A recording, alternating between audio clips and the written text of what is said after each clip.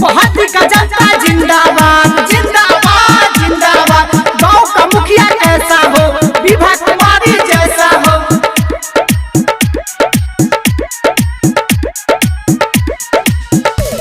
21 में दिसंबर भैया आइए हो। बहादी को आदर्श पंचायत बनाना है तो दिसंबर को जिताना है। 21 में दिसंबर भैया आइए हो। स्वच्छ और सुंदर बहादी के बनइए हो।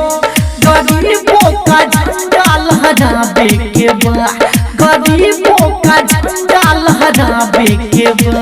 अब की ढोलक के बटन दबावे के बा, अब की ढोलक के बटन दबावे के बा। भैया दिसंबर के दीदी विभा के मुखिया बनावे के बा, बहादी पंचायत के मुखिया बनावे के बा। हाँ, तो किसी के बहकावे में नहीं आना है, किसी के बहकावे में नहीं आना है।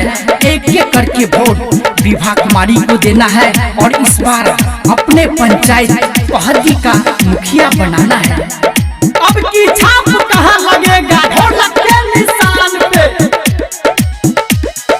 बहादी किसान हो, युवा जवान हो, इनके के चाहे हिंदू मुसलमान हो। विभा कुमारी जिंदाबाद जिंदाबाद जिंदाबाद। बहादी किसान हो, युवा जवान हो, इनके के चाहे हिंदू मुसलमान हो। जीत वाला ताज पही डाबे के बा, इनका मुखिया के कुर्सी पर बैठावे के बा। युवा शक्ति के अही बेर देखावे के बा, युवा शक्ति के अही बेर देखावे के बा।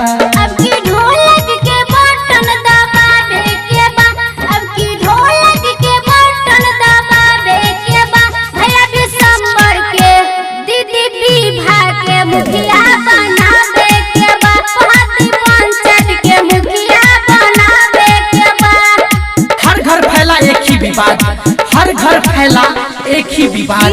ढोलक छाप जिंदाबाद जिंदाबाद जिंदाबाद। बहादी का जनता जिंदाबाद जिंदाबाद जिंदाबाद। गांव का मुखिया कैसा हो, विभा कुमारी जैसा हो।